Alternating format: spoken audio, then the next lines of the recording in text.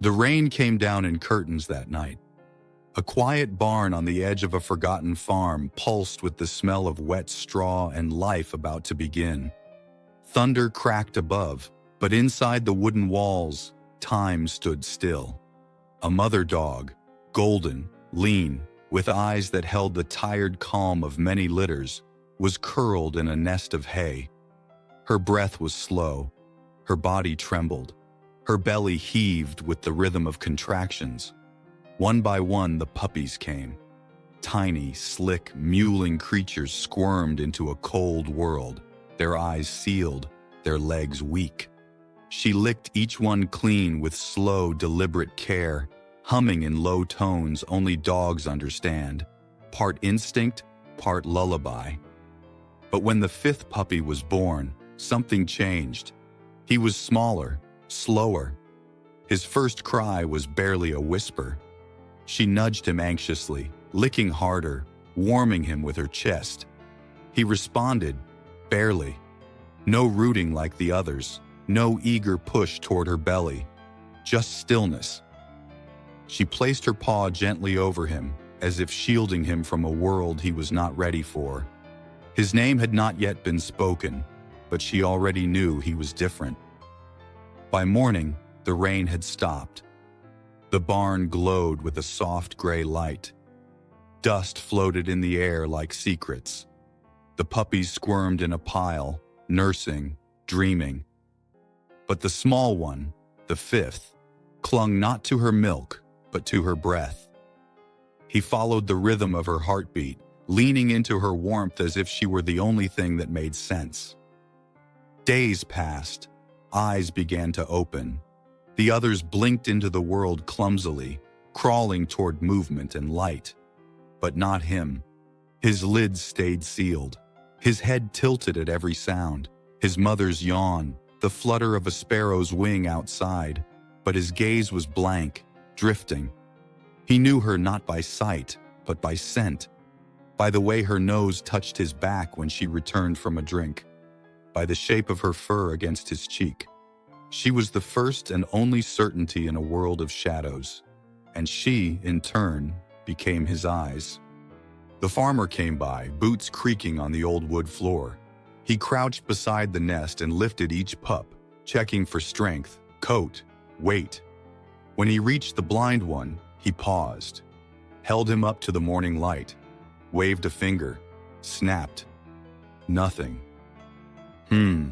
He muttered. Not this one. He set him down, too quickly. The mother's head shot up, her eyes narrowed, but she did not growl. She simply pulled her body tighter around him, placing her muzzle between the man's hand and the pup's fragile skull. A silent shield. The days blurred into one another. Rain again, then sun. The blind pup never strayed more than a few feet from his mother. While others played, fought, chased flies, he stayed near her ribs. She nudged him toward food. She barked softly when danger approached. And sometimes, when she thought no one was looking, she'd rest her head over his body, just to feel him breathe. One evening, he tried to walk without her. The others had ventured to the barn door, drawn by voices, the scent of bread from the farmhouse, the sound of children laughing. He followed the sounds, slow, unsure. But halfway across the floor, he stopped. The world was too loud, too big. He whined. She appeared instantly, walked in silence beside him, touched his side. He leaned into her, then turned around. Home was wherever her heartbeat lived. But time is not a friend to the small or the weak. One morning, the pup woke to a strange sound. The rustle of burlap, the heavy breath of the farmer. Large hands lifted him gently but firmly. He squeaked, twisting toward the nest. But his mother was outside, chasing a sparrow near the chicken coop. He cried, but no one heard. The barn door creaked. The sun blazed hot against his unready skin. Then darkness again. Inside a box, carried away. The smell of hay vanished. The sounds of his brothers faded. He tried to bark, to whine, to scream, but all that came out was silence. Back at the barn, the mother returned. She sniffed the nest, paused. Something was missing. She searched the hay, checked behind barrels, even pawed at the dirt floor. Her tail lowered, her body sagged. Then she sat down, lifted her nose, and howled. It was not loud, it was not long, but it was the sound of a bond broken, a thread cut. And somewhere, in a moving truck filled with cages and confusion, a blind puppy pressed his nose to the edge of a box, breathing in dust and fear, searching for her scent in a world that had suddenly gone silent. The box stopped moving hours ago. The world was quiet now, too quiet. The pup curled into himself, a shivering comma of confusion and absence. The burlap sack beneath him was damp. The straw didn't smell like home. It smelled like bleach, metal, and fear. He pressed his face against the wood slats of the box and inhaled sharply. Nothing. No milk. No fur. No warmth. No heartbeat. Just absence. When the box opened, light poured in, cold and white. A hand reached down, rough, impatient. It didn't smell like the farmer. It didn't smell like the earth. It smelled like soap, plastic gloves, and stale coffee. The pup flinched, but there was nowhere to hide. He was lifted again, his body limp with confusion. His ears, still slightly folded, twitched at the echo of barking, a chorus of cries layered in different pitches. All around him, voices of strangers, dogs, dozens. He was placed into a steel crate lined with newspaper. The door clicked shut with a hollow clang. The place was alive with noise, but none of it made sense. No mother's hum, no familiar patting of paws, no lick to reassure him. He crawled to the corner and waited. Time blurred. Daylight came in squares on the wall, then vanished. A dish clanged against his crate once a day. Food, water, but no touch, no voice, no whisper of love. He didn't eat the first day, or the second. Hunger wasn't louder than loneliness. On the third day, he licked the dish once, then curled back up, nose to tail. Somewhere deep inside his chest, something quiet had settled. A silence that didn't come from his ears. A silence made of loss. He dreamed often, but the dreams were always the same. A chest heaving softly beneath him. A heartbeat he could trust. The warm breath of a mother guiding him toward her milk, her scent like wild grass and rain. In his sleep, his paws twitched as if walking back toward her. But when he woke, he was still blind, and still alone. One night, a female dog was placed in the crate beside his. Her belly was heavy with milk. She whined, searching for her lost litter. Her scent was rich and strong, close, so close. The pup lifted his head for the first time in days. He pressed his nose against the bars. She sniffed back. There was a moment, a fragile one, when the air between them trembled. Her breath met his. Her tongue reached through the bars, brushed his nose. He whined, high and soft. Not for food, for that whisper, that memory. She licked his face once, then turned away. It wasn't her. He knew it with a certainty that broke something in him. The shelter workers began to whisper, "This one's off. He doesn't bark. Maybe something's wrong in his head. He's cute, but not adoptable." Time lost meaning. The pup never grew as fast as the others. His body was healthy, but his eyes never opened. And even when people came to look, families, children, lonely men with tired eyes, he stayed curled in the back of the crate, not hiding, just waiting. He was waiting for her, for the hum in the dark, the nudge, the whisper. He didn't know what hope meant, but he lived inside it. On a late afternoon, as rain tapped gently on the shelter's tin roof, a young volunteer sat beside his crate with a notebook. She'd been watching him for days. She didn't open the crate. She didn't reach in. She just sat, scribbling, observing. Then, without thinking, she whispered something. "You miss her, don't you?" The pup's ears twitched. The girl blinked. It was the first time he'd moved for anyone. She leaned closer to the bars. "You're not broken, are you?" His nose lifted. And then, just for a moment, he gave a sound. Not a bark, not a whine, just a tiny, breathless murmur. It was the kind of sound only a mother should hear. That night, she gave him a new blanket. Washed, soft. But it held her scent now, not his mother's. But something kind, something patient. He curled into it, nose deep in the fibers, and for the first time since the barn, he didn't dream of her. He dreamed of warmth and light and a whisper, not of milk this time, but of something just as gentle, something that promised. She wasn't the only love in the world, not the only whisper worth listening to. It started with a clipboard. A woman in scrubs stood in front of the crates, flipping pages, her brow furrowed.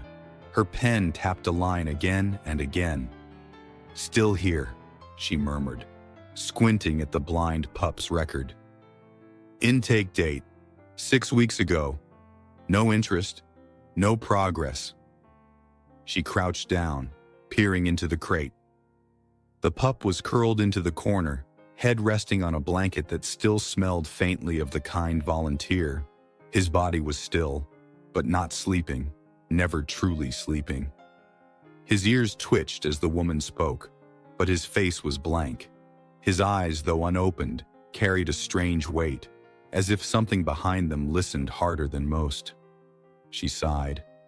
"He doesn't bark, doesn't beg, doesn't even try." Another worker passed behind her. "Sad case, maybe neurological." "No," she whispered. "It's grief." That morning she moved him to a quieter wing, less barking, less chaos. Just a few dogs recovering from surgery. The pup didn't resist. He was used to being handled now, lifted like a box, placed like an object. But that night, he didn't curl into his blanket. He stood, unsteady, swaying slightly, but standing. He sniffed the air. The new room had a hum. Machines, disinfectant, distant echoes. But beneath it all, something. A trace of fur. Of recent life. He turned toward a crate 3 down from his and let out a small, questioning sound. It wasn't hope. It was instinct. Inside that crate was an old golden retriever with cloudy eyes and a recent leg surgery. Her body stiffened when she heard the sound. She turned, slowly, and answered with a groan. Not of pain, but of recognition. It wasn't her, of course. She wasn't his mother. But the scent, the age, the tone, the warmth in her breath was close. The pup took a step forward, bumping against the bars. He lay down again, facing her. Neither made another sound that night. The staff noticed the shift. He's responding. Maybe he's just slow. The woman with the clipboard returned with a small flashlight the next day. Gently, she cradled him and opened one of his eyelids with her thumb. "Come on, little guy," she murmured. Nothing. No blink. No flinch. No focus. She tried again with the other eye. Still nothing. Later, in the staff room, her voice dropped low. "Congenital blindness, I'm almost certain." The room fell silent. "So, what now?" someone asked. A long pause. "We try to get him adopted, but if no one takes him by 8 weeks..." They didn't finish the sentence. They didn't have to. But fate, it seems, had already made another plan. That weekend, a woman entered the shelter holding the hand of a small boy. He moved slowly, cautiously. His hand gripped hers like an anchor. His eyes darted, not with fear, but calculation. He wore dark glasses, even indoors, and his shoes tapped rhythmically against the tile. He was blind. His name was Eli. The boy said little as they walked past crate after crate of barking, spinning, tail-thumping dogs. His mother described them softly. A brown one with spots, a shaggy white terrier, a big black shepherd wagging like crazy. But Eli just nodded. He didn't stop until he heard silence. A hush so still it rang louder than the others. He turned his face toward the far crate in the quiet wing. "What about that one?" he asked. His mother blinked. "That little one? The quiet one?" "Yes," Eli said. "Why him?" "I don't know," the boy whispered. "He sounds like nothing, but feels like something." The shelter worker opened the crate door. The pup didn't move at first. Then Eli crouched, awkward, knees bent, and held out his hand. Not fast, not loud, just there. The pup sniffed. He didn't flinch. He didn't bark. He just leaned forward, pressed his nose into the boy's palm, and let out the softest exhale. Not a breath of fear, a breath of memory. The woman gasped. "They're the same," someone murmured. But it wasn't that. They weren't the same. They were opposite pieces of the same need. One who couldn't see the world, and one who had never seen love. By the time Eli stood, the decision was already made. "We'll take him," his mother said quietly, her voice cracking. "You sure?" the shelter worker asked. "He'll need special care." Eli turned his face back toward the small dog. "I don't think he needs anything," the boy whispered. "Just someone." The pup was lifted again. This time, not like an object. Eli cradled him gently. No fear in his fingers. No hesitation. The pup didn't struggle. He simply rested his head on the boy's shoulder, right where a heartbeat should be. And for the first time since the barn, he slept. The road home was quiet. Eli sat in the back seat, the blind puppy curled on his lap like a question finally answered. Rain traced soft rivers down the car windows. The hum of tires on wet asphalt became a lullaby. Eli didn't speak. He just ran his fingers slowly along the puppy's back, learning him by touch, each rib, each hairline, each breath. "He's so calm," his mother whispered from the front seat. "He's not calm," Eli said softly. "He's listening." They named him Ray. Not for the sun. He'd never seen it. Not for music, though Eli would one day teach him to sway to it, but for something smaller, something softer, a ray of something that couldn't be explained. Ray learned fast. He learned the sound of Eli's shoes, the cadence of his voice, the way his hands hovered before reaching down. He followed Eli's footsteps like a shadow with ears.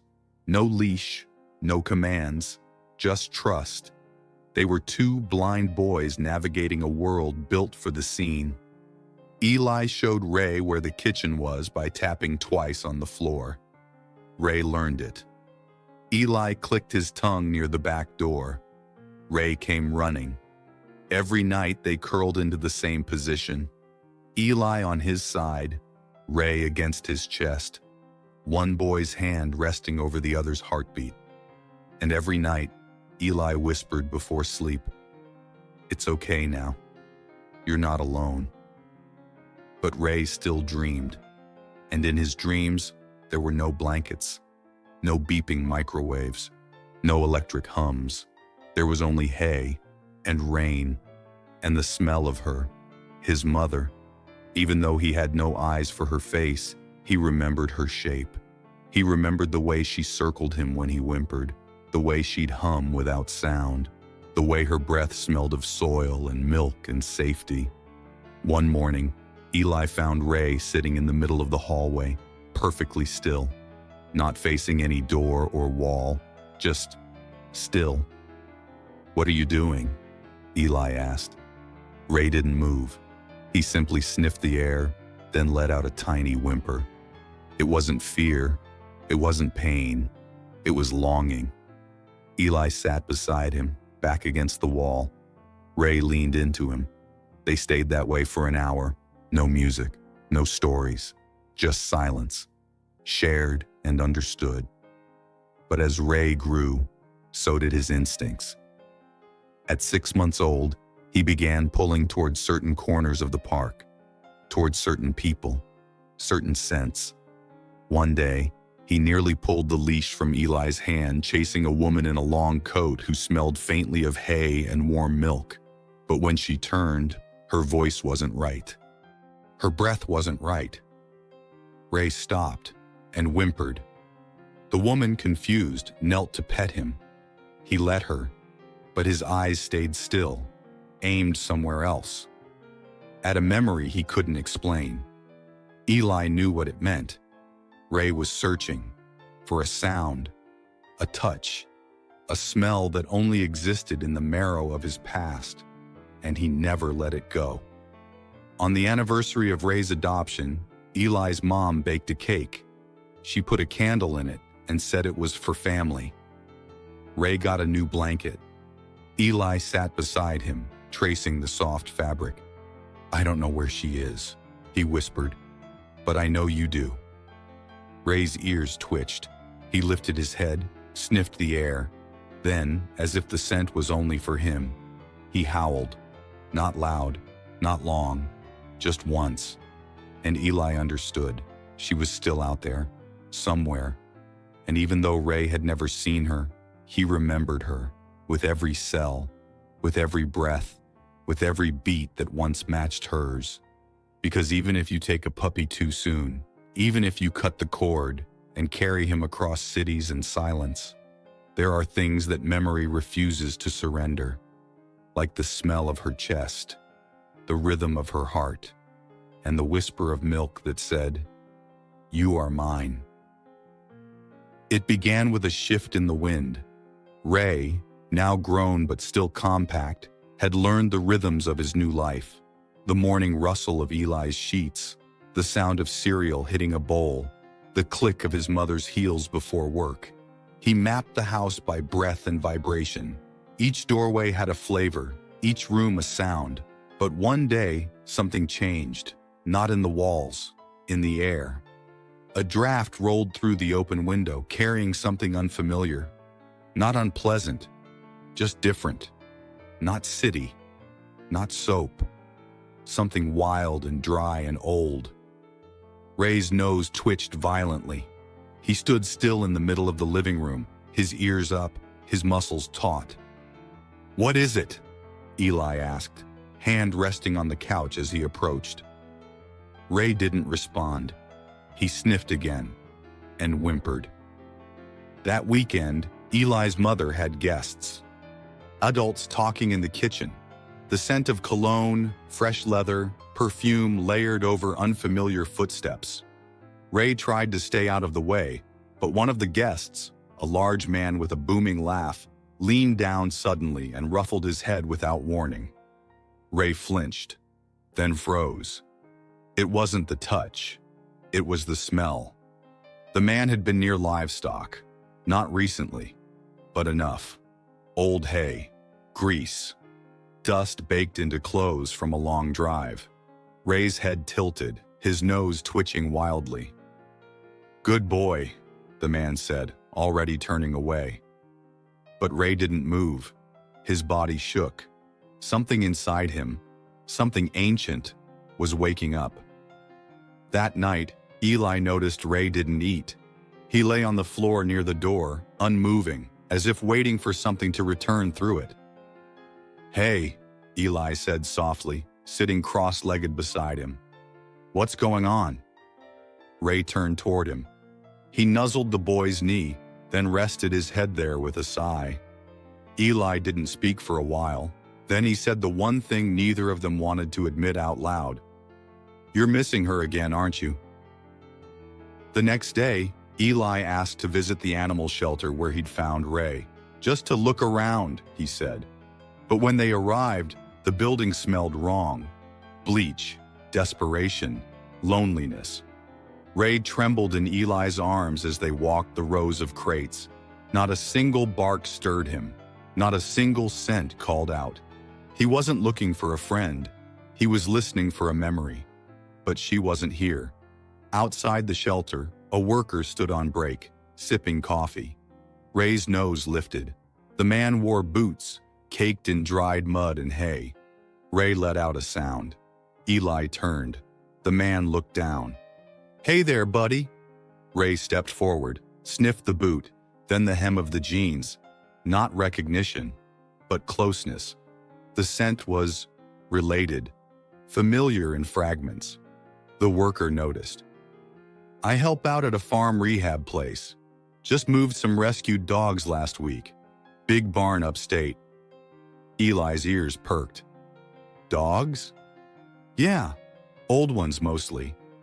Some abandoned, some retired breeding mothers." The words froze time. Eli whispered, "Do you know where they're from?" The man shrugged. "All over. Sometimes the same farms that sold pups. Some we pull when breeders go under. We got a new one a month ago. Poor thing barely walks." Ray let out a sound. Not quite a whine, not quite a bark. Just a low, persistent hum. Back in the car, Eli sat silent for a long time.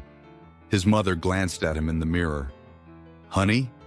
He didn't answer. He was petting Ray's head slowly, thoughtfully. Finally, he said, "I think he knows." "Knows what?" "That she's still alive." The house felt smaller that night. Ray paced for the first time in months. Every hour he walked to the door. Every hour Eli followed. He didn't speak. He didn't need to. He simply stood beside him. One boy, one dog, two ghosts whispering the same name. Because it wasn't about strange hands anymore. It wasn't about new smells.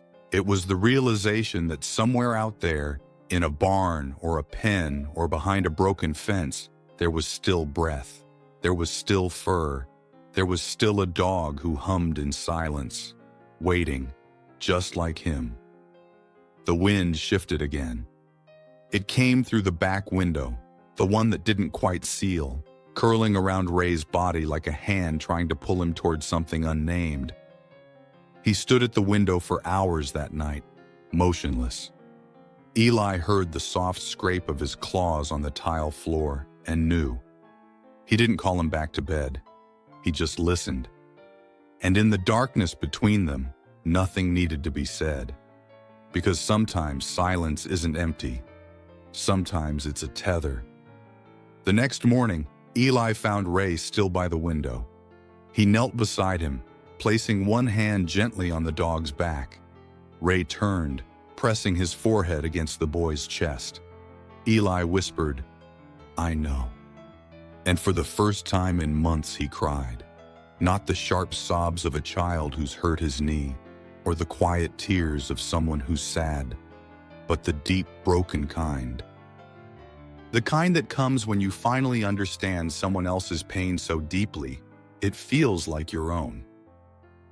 Later that day, Ray refused breakfast. Not out of stubbornness, not out of illness, but something deeper. A kind of ache that makes eating feel irrelevant. He curled into the corner of the kitchen, facing away from the light, and did not move when the dish was set down. Eli sat beside him, skipping school without a word. His mother didn't ask why. She knew better. Ray dreamed again.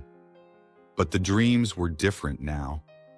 Before, they were full of scent, fresh hay, warm milk, the soft pressure of fur around him. Now, they were darker, foggy. He saw nothing, as always, but he felt something leaving him, like her scent was being pulled away by time itself. And every morning when he woke, it was fainter, fainter, almost gone.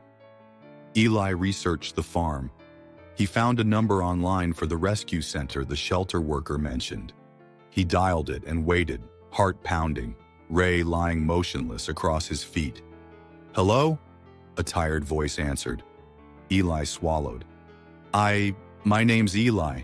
I think my dog's mother might be with you." A pause, then a sigh.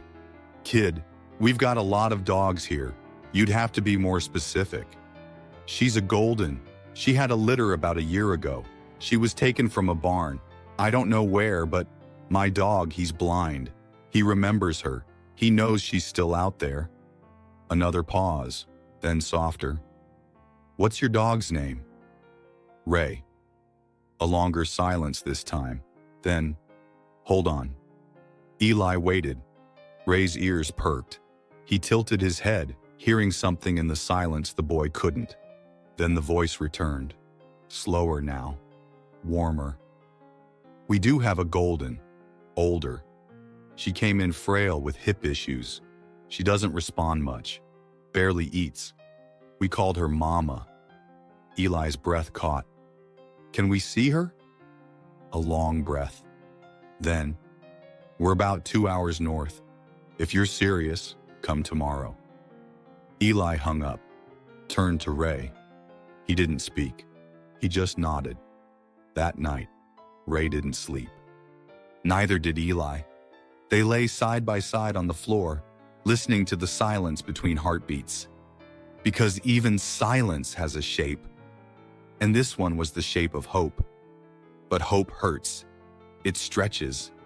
It tests. And in the hours before dawn, Ray's body trembled. Not from cold, but from something deeper. The kind of tremble that only comes when you're on the edge of finding something, or losing it forever. He curled into Eli's chest one last time before morning, as if saying, "If I lose her again, at least I'll still have this.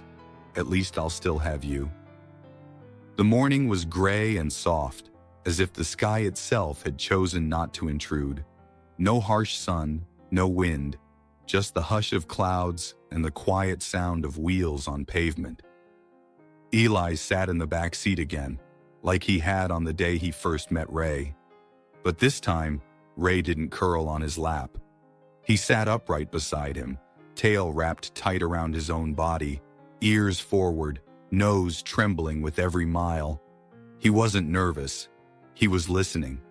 To the road, to the wind, to something that only lived in memory. 2 hours passed in silence. Eli's mother gripped the wheel tighter than usual. She didn't ask what they expected to find. She didn't speak. When they reached the gravel driveway of the farm rescue center, she exhaled a breath she hadn't realized she'd been holding. Eli reached for the door, but Ray was already ahead of him, paw on the threshold, body leaning forward like a compass pulled north. The boy smiled faintly. "You already know, don't you?" Ray didn't bark. He didn't move. But something in his body whispered, "Yes." The rescue center was quiet, not like the shelter. There were fewer barks, more sighs, more slow steps on soft earth. A kind man in mud-streaked boots greeted them. He crouched to meet Ray's nose, extending a hand carefully. "You must be Ray," he said. "She's been waiting." Eli swallowed. "Is she okay?" The man didn't answer, just stood and said, "Come with me." They passed a row of pens shaded by leaning wooden beams. Inside, old dogs rested on blankets, some missing fur, some missing legs. But all of them had one thing in common. They had made it out. At the end of the row was a small paddock with a broken fence. Beyond it, a red barn, faded to pink by time. "She doesn't like staying inside," the man said quietly. "She's always waiting by the gate, like she's expecting someone." Ray stopped walking. The man turned. Ray's body quivered. Then, without warning, he bolted. Eli dropped the leash instinctively. "Ray!" But Ray wasn't running blindly. He was running home. Across the field, the shape of a dog stirred from behind an old trough. Thin, gray, fragile. Her head lifted slowly, almost uncertainly, as if afraid her bones might lie to her. Ray barked. Just once. A sound no one had ever heard from him. It wasn't loud, but it was ancient. It was birth and bond and blood and breath. It was, "I found you." The mother's ears perked. Then she whimpered and began to move. They met in the center of the field, awkward, stumbling, unsure at first. Ray reached her first, pressing his nose under her neck, circling, trembling. She leaned into him, curling around him like she used to, her old bones creaking. There were no howls, no barks, no wild excitement, just breath, touch. A silence loud enough to make the wind pause. Eli watched from a distance. He didn't call out, didn't move. He understood something sacred was happening, something that had begun long before he was ever born. He reached up and gently touched the scar above his right eye, the one he'd had since the accident, the one that made kids stare, the one that once made him hate his reflection.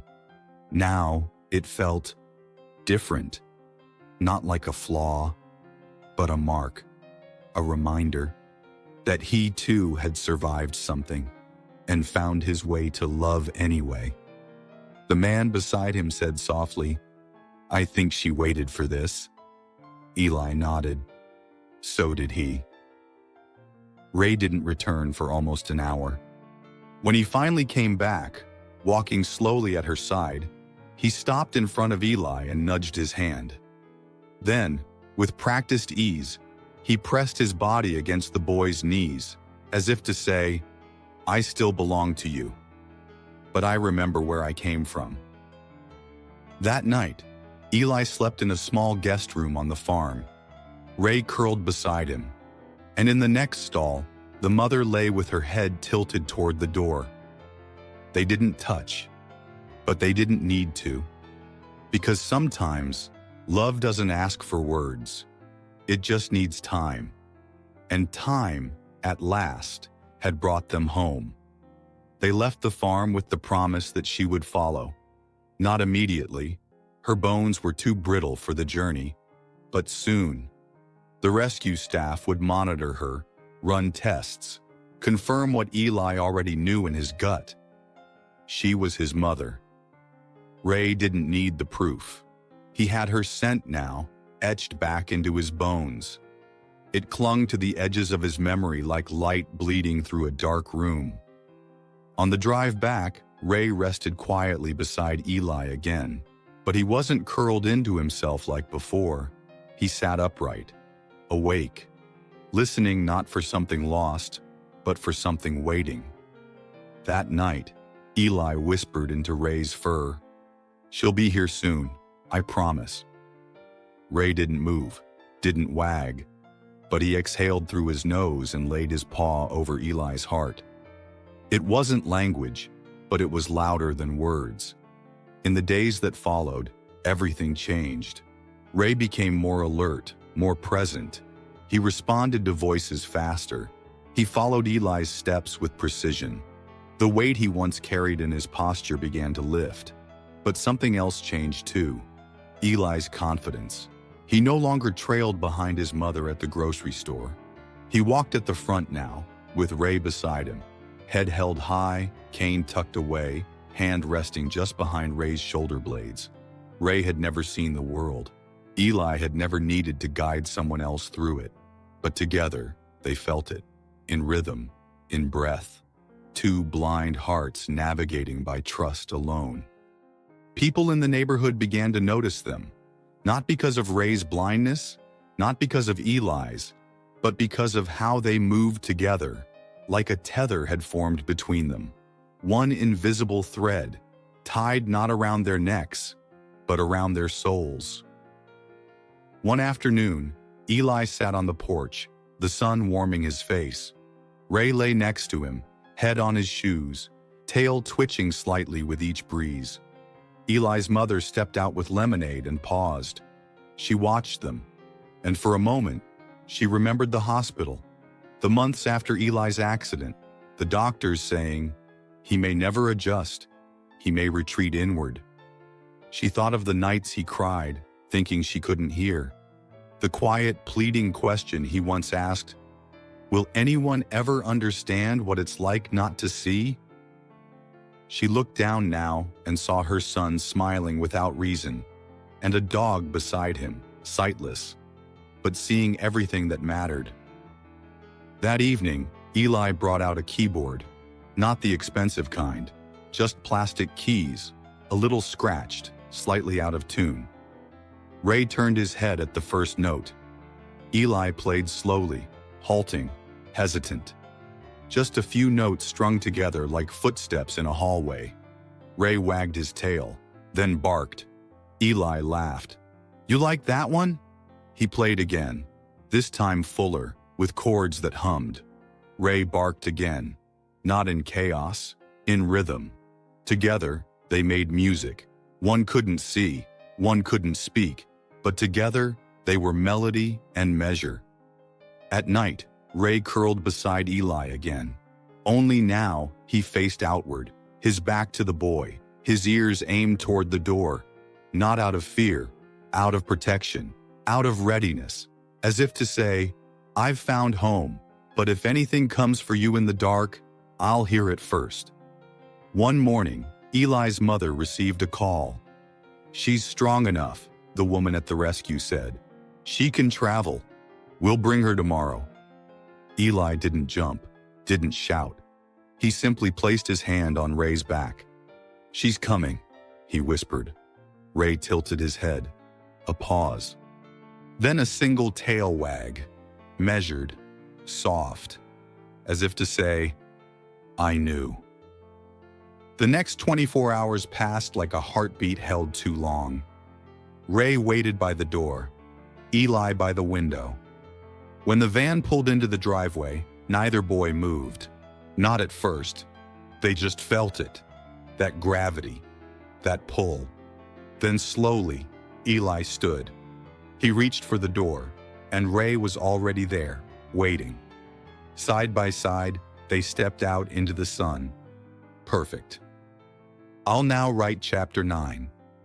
Memories in the Wind, as we move into the heart of the story's emotional turning point. Give me a moment to craft it. Chapter 9. Memories in the Wind. 900 words. The van door slid open with a soft thud. There was no dramatic music, no cinematic rush, just the rustle of hay in the back, the distant hum of tires cooling on gravel, and one slow, trembling breath from inside the crate. Ray stood motionless. Eli didn't hold the leash. He didn't need to. Ray took one step forward, then another, and another, until he was standing at the edge of the open van, nose lifted, body shaking, not with fear, but recognition. Something ancient stirred in the air. Not scent, not sound, memory. The staff gently lowered the crate ramp. No one spoke. Not Eli, not his mother, not the rescue driver. Even the birds in the trees seemed to hold their breath. Then, a soft scrape, claws against metal. She stepped out, older now, her golden fur washed with silver, spine a little bowed, right leg dragging ever so slightly. But her eyes, still deep, still warm, still searching for one thing. She stopped on the ramp, her head lifting. Ray let out a sound no one had heard since the barn. Not a bark, not a cry, but something between. A call made of dust and distance and devotion. She answered with a slow whine, barely audible, but Ray heard it like thunder. He stepped forward, slowly, then faster. And she, stumbling at first, moved to meet him. There were no leaps, no running, just two bodies pulled together by something older than time. He pressed his face into her neck. She licked his closed eyes, once, then again. And they stood there, still as stones, breathing each other in like water after drought. Eli stayed on the porch, hand gripping the rail. He couldn't see them, but he felt them, like the air itself had shifted. He heard Ray's breath stutter, then heard nothing at all, just silence, the kind that says everything. He turned his face toward them and smiled. "She's here," he whispered. Ray stayed beside her for hours. He didn't play, didn't wander.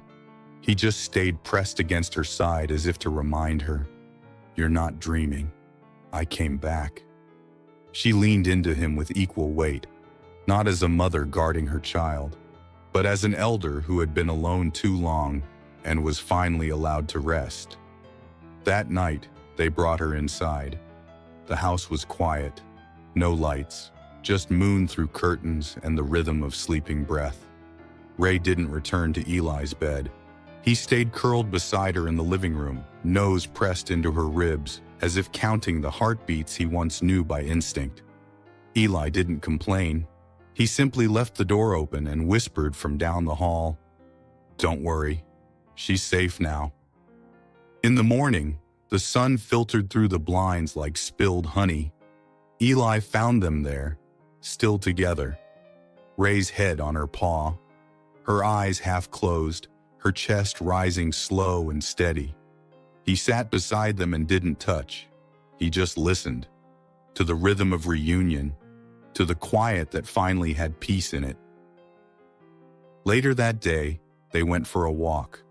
The first time Ray had ever walked without leading Eli. He stayed behind her now, matching her pace, letting her take the lead. She sniffed the grass slowly, her steps wide and cautious.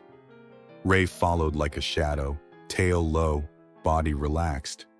It wasn't submission, it was reverence. The way a pilgrim follows a sacred trail, the way a soul returns home.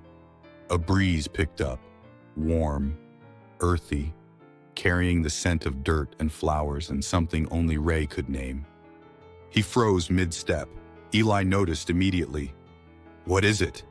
Ray tilted his head, sniffed again, then let out a long, low breath. Eli knelt. "Ray?" But Ray wasn't listening to him. He was listening to the wind. And in that wind, a memory, faint, flickering, like the smell of rain on dry wood. He turned his face toward it, and for the first time in his life, he wagged his tail slowly, not out of joy, but understanding. The wind had changed, but this time, it didn't carry loss. It carried her, the real her, alive, beside him, home.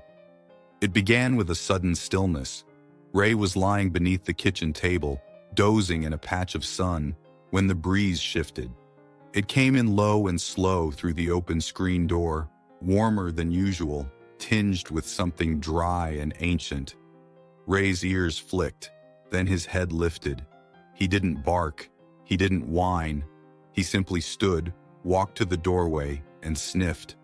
Once, twice. And then something in him changed, like a thread had been yanked from deep inside his chest. Eli noticed instantly. Ray didn't come when called, didn't respond to his name, just stood there facing the wind. "Ray?" Eli asked, stepping onto the porch. Ray turned to him, just slightly, and let out a sound Eli hadn't heard in weeks. A low whimper, urgent, unsettled. It wasn't fear, it wasn't confusion, it was pull. Eli didn't question it. He just took the leash from the hook, looped it gently over Ray's back, and whispered, "Okay, let's go." Ray didn't move at first, then one paw, then another. Then suddenly, momentum. He didn't run, but he walked with purpose, pulling Eli down the steps, past the mailbox, and onto the sidewalk. His leash stayed loose, but his pace was firm, as if following a thread the world couldn't see. They walked past houses Ray had never sniffed, streets they'd never taken. Eli kept up, saying little, his hand hovering just behind Ray's shoulder like it always did when he trusted the dog more than the world. They passed a gas station, a bus stop, a playground full of voices. Ray didn't flinch, didn't slow. He was no longer a blind dog. He was a compass, pointed not north, but backward, toward something buried. An hour passed, then 2. Eli's legs began to ache, but he didn't complain. Ray was quieter now, more focused, his breathing steady, his tail low but not afraid. He stopped only once, at the edge of a dirt road flanked by tall grass. Eli listened. No cars, no houses, just wind and birds. "You want to keep going?" he asked gently. Ray turned and nudged the boy's knee once with his nose, then continued. They followed the dirt road until it faded into gravel, then into dust. Eli's shoes slipped once, catching on a root, but Ray steadied him, standing firm as the boy rebalanced. "Thanks," Eli muttered. Ray exhaled softly and kept going. A wooden fence appeared in the distance, then the shadow of an old sign, bent from years of storms. Beyond it, open fields, and in the far back, a structure, faded red, slouched, silent. The barn. Ray froze. Eli nearly walked into him. Ray's ears twitched. He sniffed the air, then let out a sharp single bark. Not like before, not a cry, a signal. Eli crouched, heart racing. "Ray, what is this?" Ray didn't answer. He turned off the path and began walking toward the barn, every step slower, measured, heavy with memory. They reached the edge of the field. The barn loomed, its roof caved in slightly, beams split with time. Ray sniffed the ground, the grass, the rotting wood, and then he stopped, dead still, head low, tail still. The air went silent. He let out one breath, then barked again, this time louder, like a name shouted across time. Nothing answered.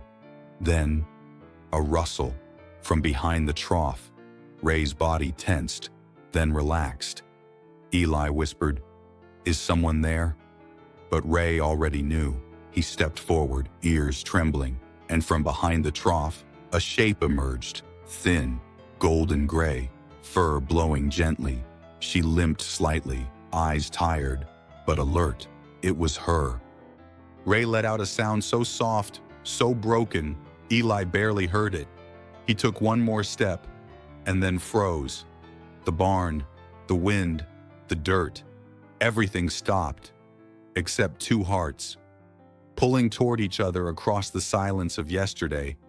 The barn stood like a ghost of its former self. Time had eaten its edges, splintered planks, rusted hinges, a roof sagging under the weight of forgotten seasons. Ivy clung to the sides like fingers refusing to let go. The air around it smelled of damp earth, dried hay, and something softer beneath it all. Birth, loss, memory. Ray stood still at the threshold. Eli remained a few steps behind, one hand out, sensing the tension in the leash. The mother, her body thinner now, gait uneven, watched Ray from the side of the collapsed trough, her tail low but not tucked. Her ears twitched, her breath was steady, but her eyes were locked on him, on the dog who had once fit beneath her chin. Ray stepped forward. The wooden floor creaked beneath his paws. The barn groaned, as if recognizing him, welcoming him back not with sound, but with atmosphere. The shadows swallowed him gently. He sniffed everything, the dirt, the beams, a strip of cloth left behind. Each scent tugged at a buried thread, until he reached the far corner, the nest, or what was left of it, a shallow depression in the floor, rimmed with straw and old blanket fibers.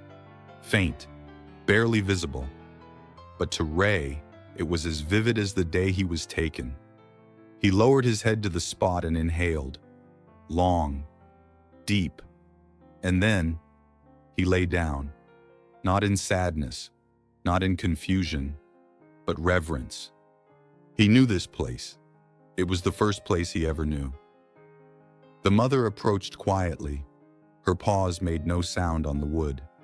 She stopped beside him and looked down. She didn't sniff the floor.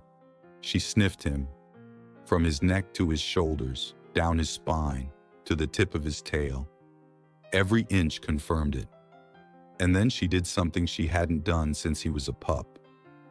She placed her head gently over his back. Not heavy, just there. A gesture older than language, older than loss. A mother reclaiming her child, not with force, not with noise, but with presence. Eli stepped closer, still at the barn's edge. His cane tapped wood, then stopped. He knelt slowly, his hand outstretched. "Ray?" Ray lifted his head, turned it toward Eli's voice, then barked. Just once, short, clear, certain. Eli smiled. "You found it," he whispered. He didn't need to see the barn. He could feel it, the way Ray moved inside it, the shift in his breathing, the tone in his bark. It wasn't grief. It wasn't ache. It was resolution. Eli took one slow step forward and crouched near the nest. The mother stepped back slightly but didn't leave. She watched the boy carefully, then sat beside Ray, the two of them forming a small, imperfect circle. Eli reached out and touched Ray's chest, just above his heart. It was pounding, fast, alive, free. He didn't know how long they stayed there. Minutes, an hour.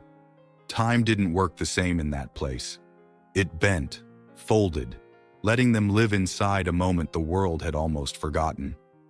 Eventually, the light shifted. The wind stirred dust from the rafters.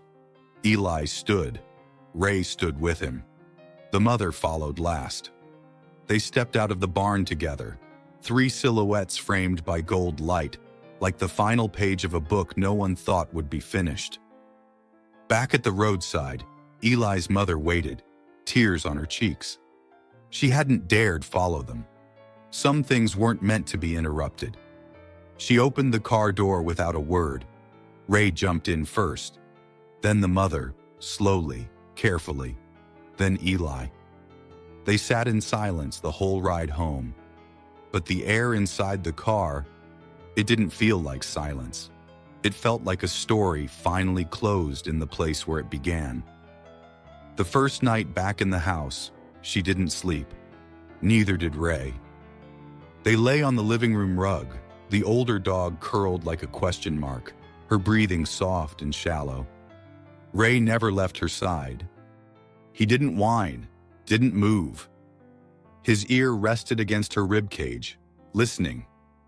Not for danger, but for the rhythm he had known once, long ago, before the box, before the city, before the shelter, when he was no bigger than a breath, and the only world he knew pulsed from inside her chest. Eli stayed on the couch nearby. He couldn't see her, not really, but he could feel the shape of her in the room. Old, fragile, alive. Ray's breathing stayed in sync with hers, as if he were anchoring her to the present with every rise and fall of his chest. In the morning, when the house was still gray with half light, Eli's mom stepped quietly into the room. She froze.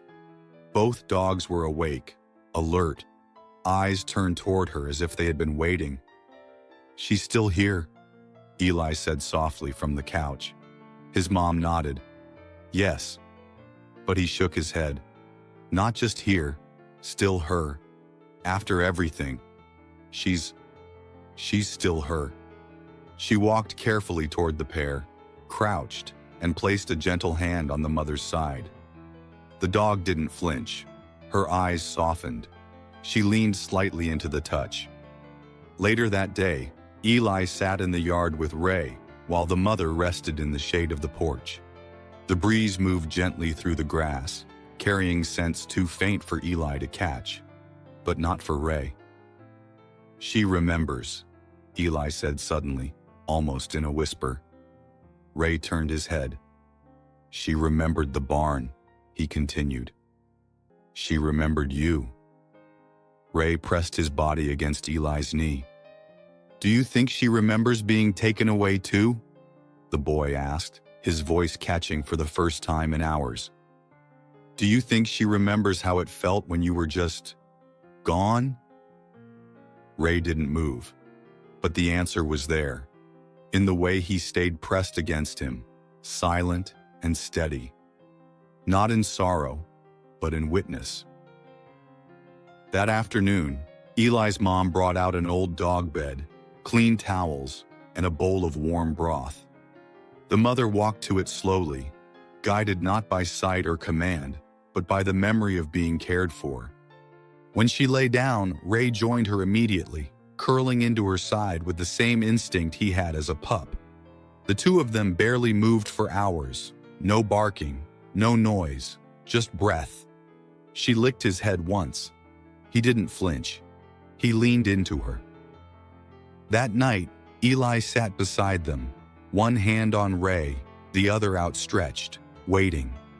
The mother lifted her head and placed her muzzle into the boy's palm. Her nose was dry, a little cracked, her fur thinner than it once was. But when Eli touched her, he smiled. "I was scared you'd be different," he said gently. "But you're not. You're still her."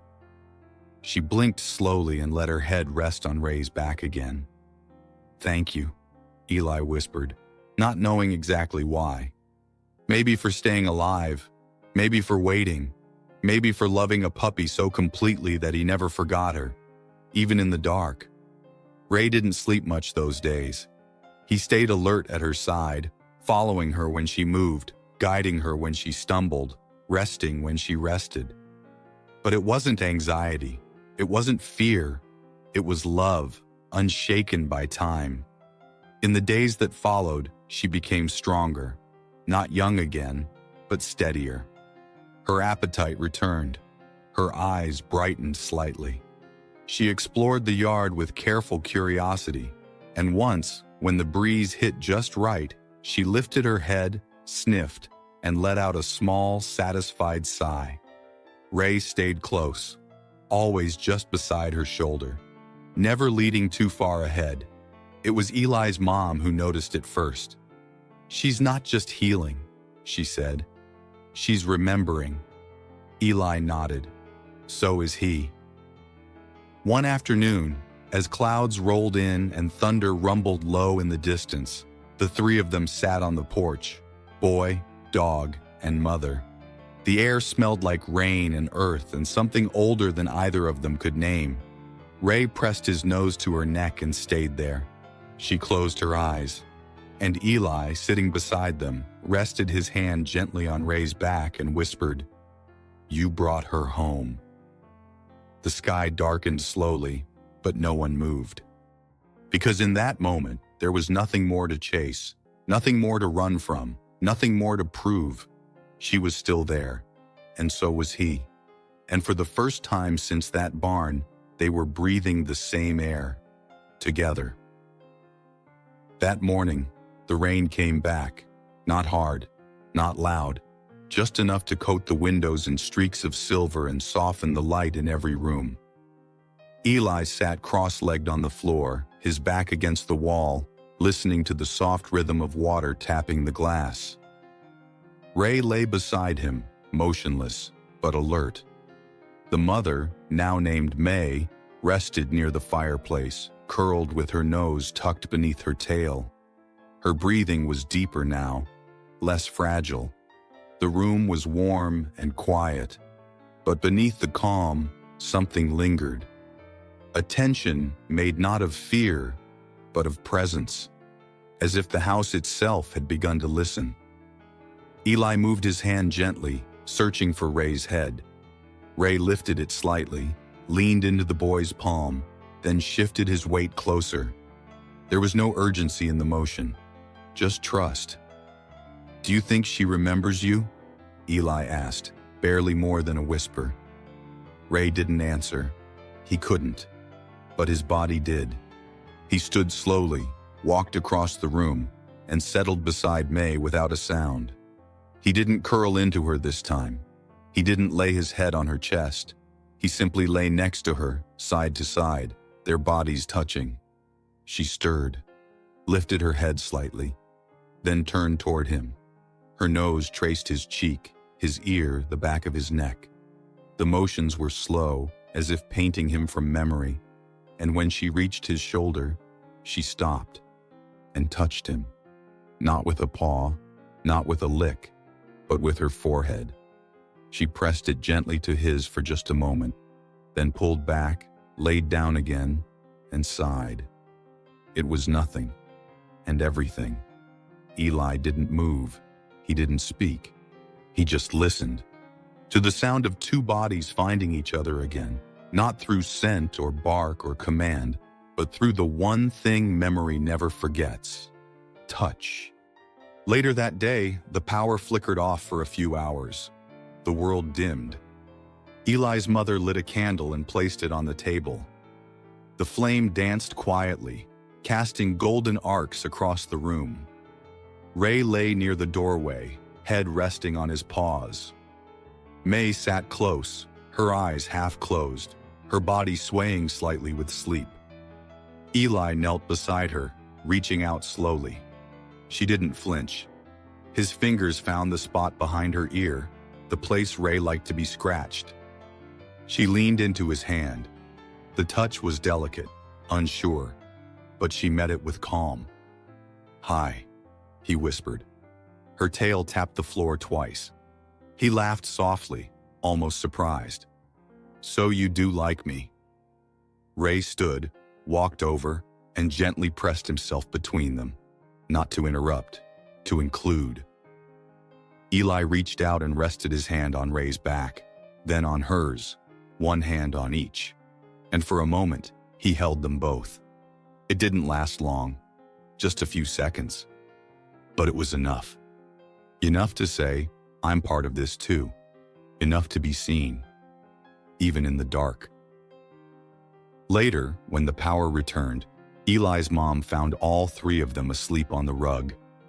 Eli's arm draped over Ray.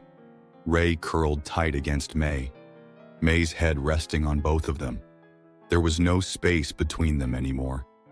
Just a warmth that filled the room. A stillness that only comes when wounds stop bleeding. A silence that spoke of healing without ever saying a word. No one said, "You're home." No one had to. It was written in the way they touched, in the way they breathed, in the way a blind dog and a fading mother curled around a boy with a scar and gave him something he'd never asked for, a past he could feel, and a future that didn't need sight to believe in. It started with a knock, a gentle one, not urgent, not loud, but enough to make Ray lift his head and tilt it toward the door.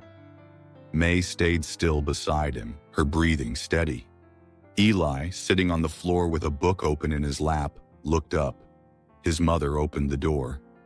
The woman on the porch wore a blue jacket, her face framed by curly hair damp from the rain. She smiled softly. "I'm Dr. Lara," she said. "The vet from the rescue. I just wanted to check in, and maybe meet Ray again. I brought his file." Ray sniffed the air once, then stood and walked to the edge of the rug, waiting, not afraid, just watchful. "Hi, handsome," Dr. Lara said gently, kneeling down.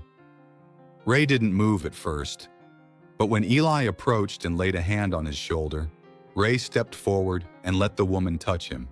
She examined him gently, his paws, his ears, his ribs. "He's strong," she murmured. "Stronger than I expected." Eli stood beside her. "He never gave up."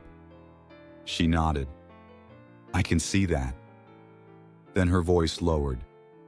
"Has anyone ever checked his eyes properly?" Eli paused. "They said he was born blind, that it couldn't be fixed." "Did they test him, or just assume?" "I don't know." Dr. Lara looked up. "There's a specialist I know, a surgeon. He's done a few trials, restorative procedures. It doesn't work for everyone, but..." She glanced at Ray. "He might be a candidate." Eli blinked. "He could see?"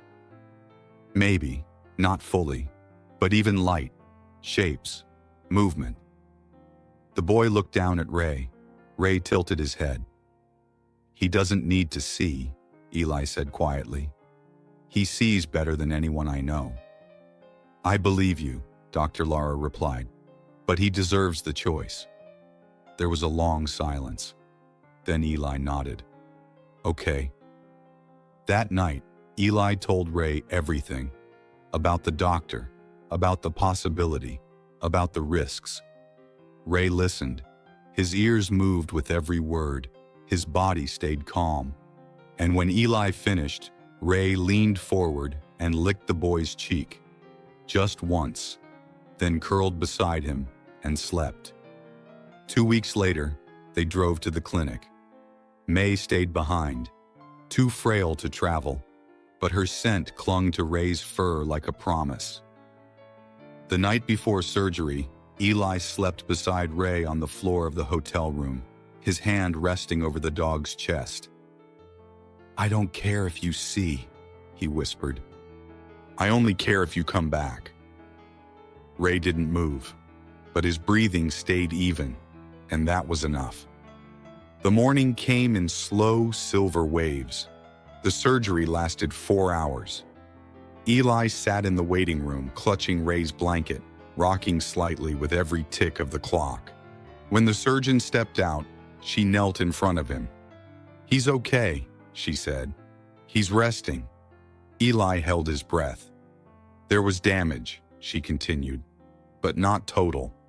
We repaired what we could. He may see light, shapes. It will take time." Eli nodded, unable to speak.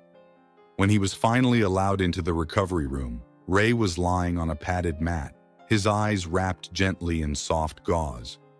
Eli knelt beside him and placed his hand on Ray's paw. Ray didn't stir, but his paw moved, slowly, curling just enough to hold the boy's fingers.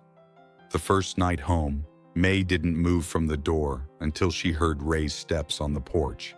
She lifted her head, sniffed once, then rose. Ray paused, then moved forward. When they touched, it was not frantic. It was still and holy.